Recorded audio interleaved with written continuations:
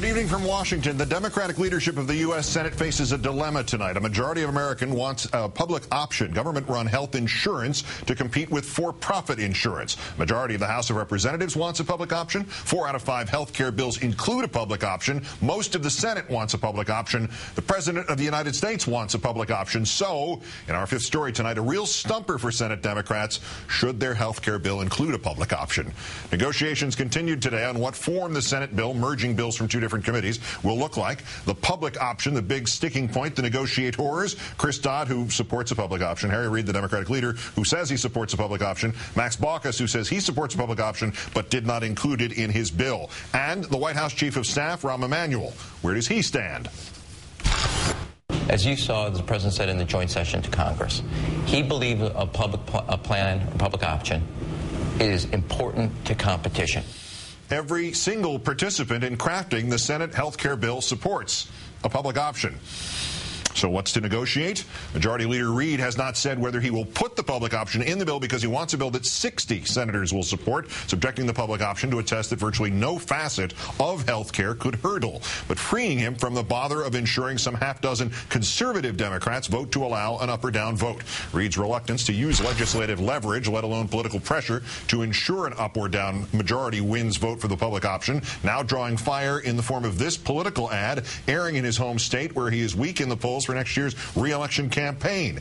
Perhaps because most of his constituents, 80% of the Democrats there and even 21% of the Republicans in Nevada, support the public option.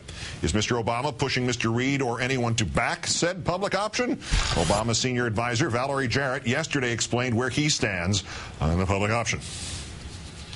He thinks it'll reduce costs and it'll give people choices. And he said that throughout the process. So he's a big believer in the public plan. But the question I'm asking is, will he push for it and demand it here as in the final version of reform? He's pushed for it, certainly, but he's also realistic to say we've got to look at all options. He has said very clearly he thinks it's the best option, and we'll see what happens. So he's not demanding that it's in there? But the White House has long maintained it views any reform as a triumph and only perhaps the first step in an evolution of process, that the first goal is more insurance for more people. This, as the newest Democrat in the Senate said, his old party, as in former, as in antiquated, is bent on blocking everything. On the Republican side, it is no, no, no, a party of obstructionism. You have responsible Republicans who had been in the Senate, like Howard Baker and Bob Dole and Bill Frist, who say Republicans ought to cooperate. Well, they're not cooperating. Just 24 hours later, Senate Republican leader Mitch McConnell, quoted in Roll Call, said he would insist on several weeks of debate, like 7 or 8. Roll Call reporting during this time the GOP will deliver, quote, a narrowly focused message in speeches, press conferences, and media appearances. Sharing their own proposals? Sure, but, quote, criticism of the Democratic bill will be the priority. We're joined now by Democratic Senator Ron Wyden of Oregon, who sits on the Finance Committee, which passed its health care reform bill last week. Great, thanks for your time, and great to be here with you. Thank you, Keith.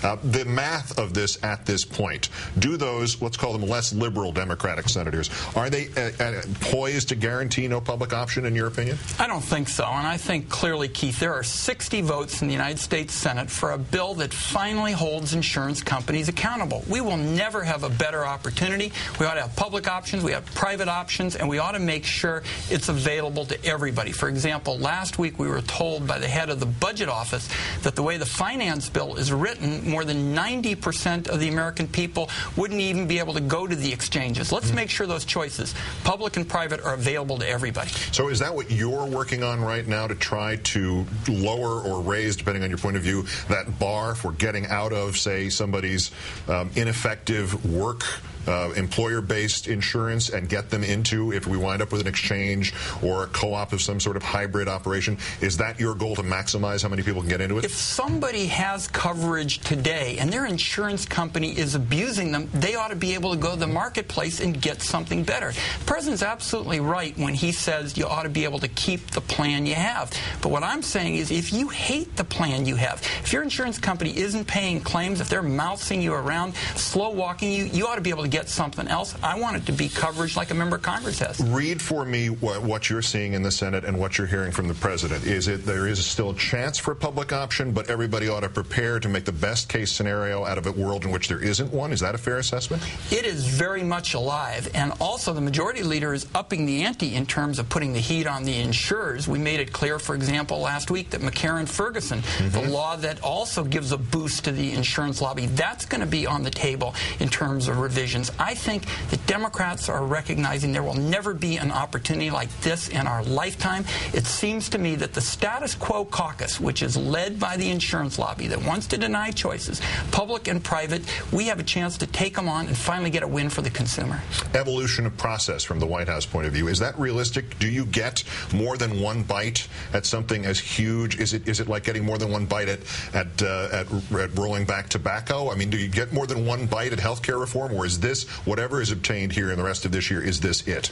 This is laying the foundation. If you don't get it right, if, for example, you don't change the role of the insurance companies, it is hard to alter that in the future. Too many of these insurance companies are in the driver's seat. I want to make sure if they're offering lousy coverage, ripping off their consumers, I want to put them in the rumble seat. I want to make it clear that insurers are going to have to compete on the basis of price, benefit, and quality, not cherry picking and just sending sick people over to government programs more fragile than they are. Something else I'd heard very little about before today, but I heard about it with some enthusiasm. Medical loss ratios. In short, what the insurance companies actually pay for health care out of every dollar they take in. One of the House bills, there's the Senate bill, would publicize that, make it mandatory to say how much they do. I'd go further but that's than what that. The House says regulate that. Would that be a good break against the insurance companies running wild with all these new customers?